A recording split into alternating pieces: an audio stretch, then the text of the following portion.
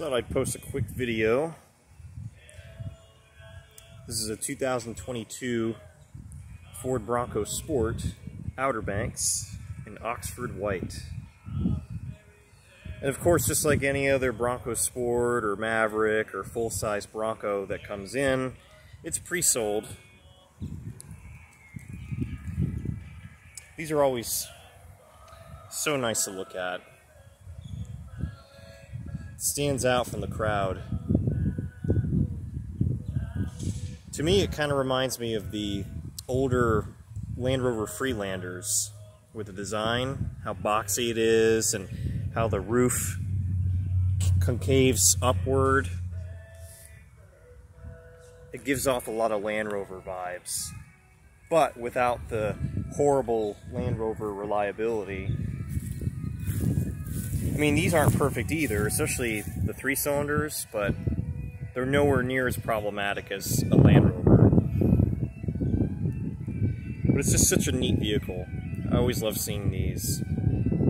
Especially in this trim. The Outer Banks is probably the best value because this is probably the most luxury-oriented trim out of all of them, even though technically that would go to the Badlands, but that one's more off-road focused. It's a little bit more utilitarian, but this one is solely for the street. I mean, look at those wheels. These are 18s, and I wouldn't want to get those dirty off-road. And I wouldn't want to get all of this covered in curb rash and a lot of off-road grime like mud and dirt and all sorts of other crap in there. I mean, I don't think these would get curb rashed because there's a pretty thick sidewall on here. It's decent. It slightly cushions out to protect the wheels.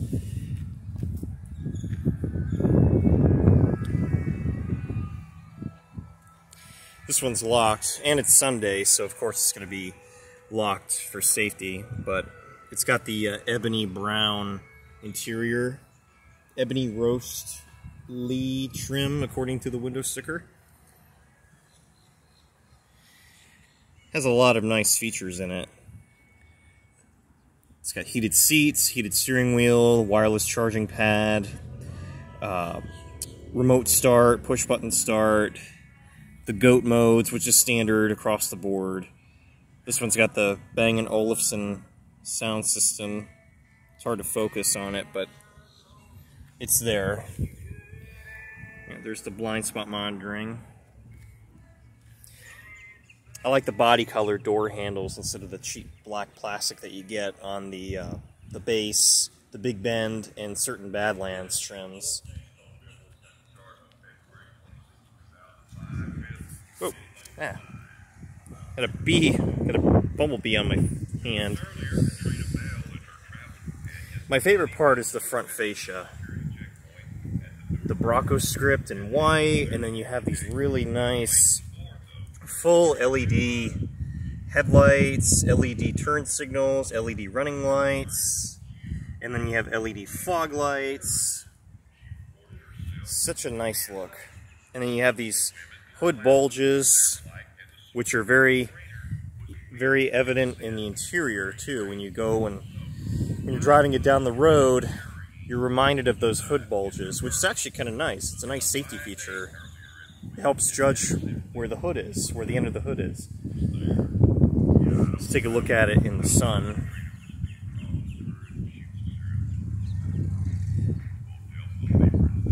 It's very, very, just a very nice, attractive vehicle. Some people don't like it. Some people think it's butt ugly, but I don't know what they're smoking because this is a really nice, attractive rig no matter what. Even if you're a non-car person, if you look at this, more than likely you'll find it a very nice looking vehicle.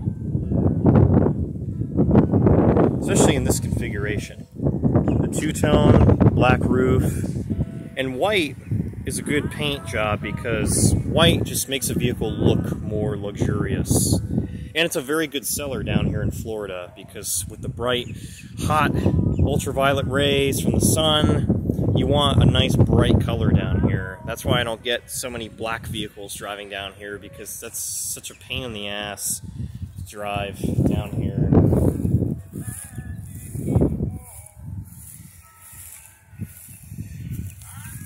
Of course, this one has parking sensors with rear cross traffic alert. These really nice taillights, which I would think would be LED, but they're not. I mean, there's an LED strip. There's an LED border, and it kind of forms the shape of a B for Bronco, but the taillights, the turn signals, and the reverse lights are all halogens, which is kind of a pisser. Keep the costs down, but it's not a big deal. Some people don't even care about that, but I do. And another thing, this can easily be fixed, but see how the Bronco Sport is white?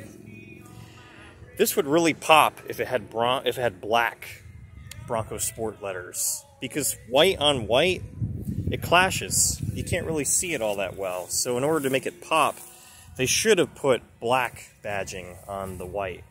I mean, the white looks good with Cactus Gray or with Area 51 because it's a nice contrast, but it blends in too much like this. So black will make it really pop. But if the owner really cares about it, then they can just fix it themselves. They can just get decals for them. And I can't imagine them being too expensive. So yeah, just wanted to... I had to go get gas, and the dealership is right out front, and cruise around the dealership. So I'm waiting for my Maverick to come, because it should be here any day now. It should be here either this week or next week, because I got more information from the dealership, and the last update was on February 16th. It was in a rail yard in Illinois, so...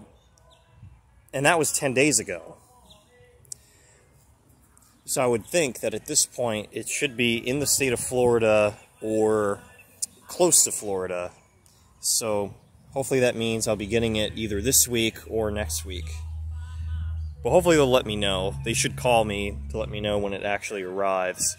So I'm just getting really antsy about it. The anticipation is killing me, but... there you have it.